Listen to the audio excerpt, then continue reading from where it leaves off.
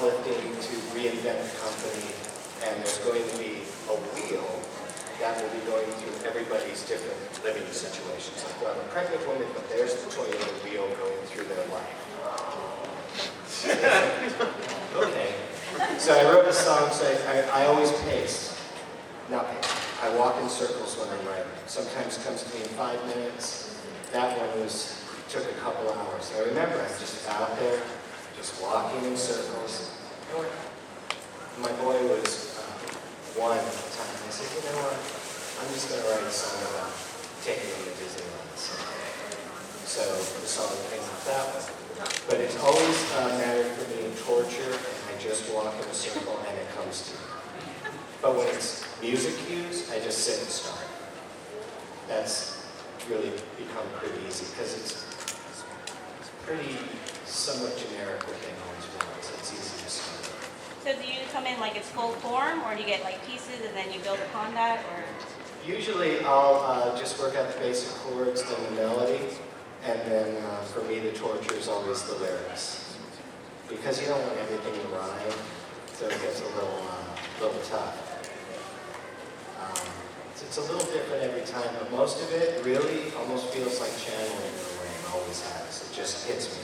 It used to always hit me in the bathroom. I used to always hear at Saban. That was like my writing room. I'd go in and just sit. I have an idea. I don't know why. That's what happened there. Powerful words energy. Yes, do you listen to anything from the other seasons? And out of those, if you do, out of those, which one is your favorite? No, I never did. Because I've never watched, to this day, I've never watched a full episode of anything I've never scored. Okay. Because it's always, it never sounds as good as when you do it. When you're doing it, it's loud and fat and powerful, and then you hear it on TV and it sounds like, it always kind of bums me out. But no, also, you know, when I left Saban, it was real important for me to just leave all that behind me because I was carrying a lot of exhaustion and anger in a way. But, so I didn't really listen again until Disney called for SPD. Yes. And then I checked out in a few and said, well, it needs to rock again. Yeah. Are all your other demos owned by Disney? Like the ones that didn't play, you know, like... No, all they own is SPD. Okay, but Mystic Force is yours. Yes. Okay. So But the problem is, Mystic Force could be something that's copyrighted for Disney. They could argue that. They could take a phrase and say that's on us. Okay. So it gets kind of weird. It depends. You have to be very careful about mentioning products in songs Gotcha. or any properties. But, you know, Viacom being worried that Revengers rhymed with Avengers and that I get sued for the rhyming word was a bit of a stretch. But then again, I also got rejected once being told that I would sue me for copyright infringement. And I told them that my wife sang in another commercial. I said, no, I'll sign a thing promising that I won't sue you, which would be suing me. And they said, no, that's not good enough, and they went with another song. Wow. Short versus all. I have 2 questions. The first question is, you referred earlier to writing music for the Power Rangers movie that they didn't use. How many songs did you write for the movie? Did you listen titles for them? It wasn't songs, I was scoring, and it was great. And then what I was going to do is I was going to call in like the best of the best rock guys, and we were just going to blow this thing out. Because my argument when I was at 20th Century Fox is I said, you know, Batman was huge, and then they did a Batman movie in the late 60s, and the score was exactly like it. And that's what should happen here. It should be the same thing. But, you know, they go, no, we need to bring in a big composer, a choir. Did you own that music? Yeah, but it's long gone. You know, since the digital age, I keep pretty much everything. I have tracks on everything. But we were still working on tape and a 3/4-inch video. I mean, all those Power Rangers songs I sang were on 2 big 2-inch tape machines. And so you'd sing a line, and then you hit your line, and you sit, and you wait for them to lock up, and you wait, and it's up, and you do the next one. It's a pitch correction, so I had to get the right note all the time. Oh, God. My second question was one of my absolute favorite songs you wrote was 541. And I was wondering if you referred to the dinosaurs combining the ones, it was 541, or it was like a use instead of 911. No, it was all, all for one and one for all, but there was 5 of them, so it was all 5 for 1. Oh. Yeah, that's it. It was just, Thank you very much. it was catchy. I love that. It is. Under that part. At least 150 times. Thank you. Now, you said your favorite Power Ranger song that you ever had. Out of everything you've ever scored or commercials, what's your favorite song that you've ever done? There's a song that I did with another weird one that was written in 10 minutes that I did with my wife that we ended up getting signed called I Will Love You, which is a piano vocal ballad. And that's always been my favorite because that song, so we get the cut on the Great Expectations CD. It was singled out in the press as this great thing. They're handing me stacks of press copy. We're going to get a deal. But Atlantic Records has us under an option where we can't do anything, and they don't sign us. So we go, what are we going to do now? And the Lilith Fair calls and says, you want to do some shows? Great. So we go do that. Then we find out we have a fan base. So, but still no deal. So I go, okay. There's this thing called MP3s. I'll take this and I'll release this. But this piano vocal thing, piano vocal balance going nowhere. So I put it online, and I think the first day we had like 11 downloads, and I went, wow. And then 6 weeks later, we're getting 18,000 a day. Whoa. Time Magazine called, CNN called, we still couldn't get a deal. And then finally, Universal signed us. And so now we've got this. The album's supposed to come out a year later. It gets on radio too soon, which was great. And we go there, and then a lot of radio stations say, we're top 40, we can't play this dirge. They would just go, this dirge shit. That dirge shit is #1 in top 40 radio east of the Mississippi. So now it's like, with Universal Music, it's us and U2, and then at that time, Blues Travel. So it really made a powerful impact, and people were using it for funerals and weddings. So if you can write one song that gets used with both of those, it's kind of neat. Yeah. That's probably the best. Thank you. And the go I was wondering if you could share some more stories about songs that we might not expect, like I Will Win or any other I Will Win was making a statement saying that ultimately I know I'm going to be leaving this corporation, but I'm going to win in the long run. And that's what it was. It was just a very positive statement. You got to remember, when you are, I'm back to the locked alone in the room, but I was doing so much work, and it would have been just smart from a business perspective for them to walk in and say, you know what, we're going to send you for 3 weeks, you and your wife, to Tahiti, Hawaii, wherever. Just get some sleep.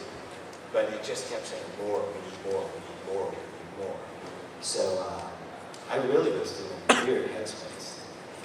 Not like going to postal, I was like, okay, it wasn't like that, it was just, I was just burned out. It was terrible. But name another tale. That's all I had off the top of Yeah, my I'm no head. good at it. Cross My Line was the, you've crossed my line, I'll be leaving soon. This is my 2-week notice song. Combat was some of the fights I was starting to have with them about certain things. So that was just from a purely angry place. Best of the best of the best. You're credited on it. It's you and Jeremy Sweet. Was it good? It was awesome. You know, when Jeremy started writing stuff, he would just call him and say, can you sing this? Yeah. And I may have added a few melodies, but to tell you the truth, I kind of vaguely remember it, but not really. What was your thought process be behind fighting back? What was the what? Thought process behind a fight back? Right, fight back. You know, it seems like almost, well, most of the people I know have gotten so passive about everything. You're like, you let that guy rip you off? Oh, no. I don't have any energy. So it's really kind of a stand up and do something. And it just doesn't really get too political, but it kind of gets sort of political. Not much. No one's really interested in that since the 60s. But it's just kind of a stand up and fight back. And I think also I've gone through a 2-year period that was a little slower than usual for me, which is was 07 and 08. So it was kind of get back and get it together. I was making a transition really from focusing a little bit too much on the band thing and on scoring. Great. Hi. Long explanation, sorry. Okay.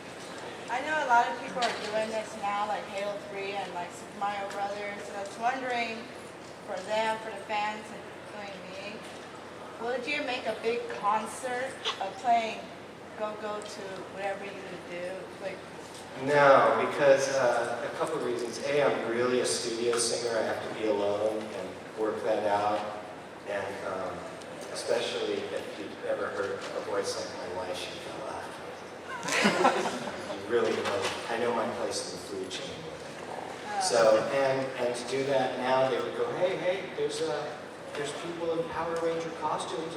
Maybe we should do a cease and desist. It would turn into a political mess. Yeah. yeah. You know, even you guys running this attack. We are hamstrung. Yeah. It's ridiculous. But that's what they do. All right, thank you. That's why they call it mouse splits.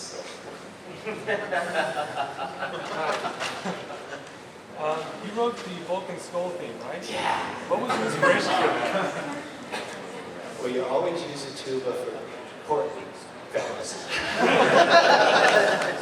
Right now. There's no sound, just bum, bum, bum, bum, bum, bum, right? So just a standard German polka guy. And you got And the then there's mid- skull.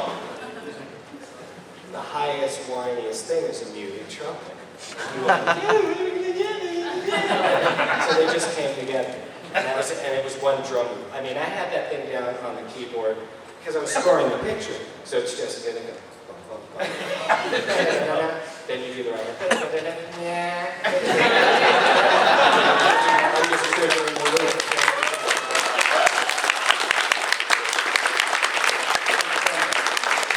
Those guys were great. They would come in and hang out in the studio. Hysterical. They should have had their own show. They were about to, I don't know what happened. They should have their own show. Yeah. Were either of them here? I think you did. If one day came to pass where a lot of our wishes are granted and the Go-Go Power Rangers theme is actually released on one of the band simulators, Guitar Hero, Rock Band, etc., which one would you most prefer to see it released on? Oh. In a perfect world. I don't know, because my kid has played both, and they're both great. You know, if it really came down to it, I would just say, well, who sells more? Ultimately, because if one far out sells the other, it's, yeah, so. Hi.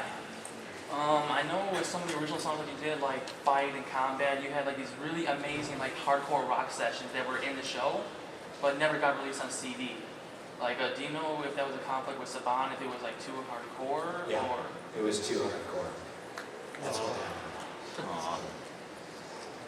happened. Kids think evil thoughts. And I guess one more thing. I guess pretty much what was, I don't know if you answered this, but what was the inspiration pretty much for Go-Go Power Rangers? Like I said, they said put the word "go" in, and I had already made up. I'm not sure if all of you know this, but I don't play guitar. None of that is guitar. Yeah. So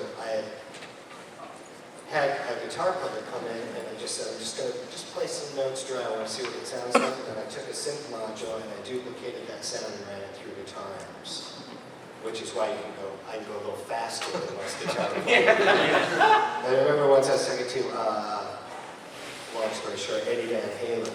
It took me like a week to learn that too. You learn the song, and well, Woofy, that's their son. They're divorced. But he said Woofy wanted me to learn the song. It took me forever. Like, well, the idea for the came from you. And I said, but mine's faster. He goes, well, I got it. And he was Eddie. And he kind of started playing a little part of it. I'm like, that's good, Eddie. That's good. We were messing with each other. But I said, by the way, that was done on a keyboard. You're kidding me. I went over to the piano and played it. That's all, just trick examples.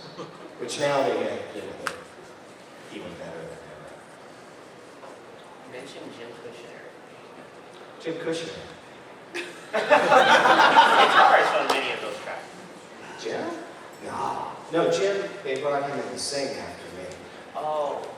It's all the Yeah, you come in and go, how do you do this? You have to sing like 40 tracks. Oh, someone must have it. It's a gargle ice cold Pepsi. I have an interest when it comes to the villain theme, so what would you say was your inspiration for the main villains? Lord Zed. Yeah. Rita. Any of them are fine. But did Rita have? Oh yeah. Yeah, it's just dark stuff with that Lord Zed theme. I got some new orchestral samples. I was messing around. Of course, you're thinking Darth Vader. Not really. Well, that's what I was on. But that just line. Boom, boom, boom, boom, boom, boom, boom. Check for the examples. Darth Vader. I love that thing. That's awesome. How fun. Do you even realize how hot SPD Emergency theme is? the promos put with your music were just simply just off the chain. Oh, thanks. No, I didn't realize because I never ever buy into any of it. I'm very careful. It's such an honor. I've been so lucky, but I just do my job, go home, hang out with the boy, clean the cat box. It's a very normal life. I mean, it's very weird for me to be up here. Because in the band, my wife usually always does the talking. I would go high, and I just stand like Hillary Clinton looking at But yeah, maybe that's been why I've been able to have so much work for so long. I just do it, go on to the next thing. Your talent ages like wine. I appreciate your work, man.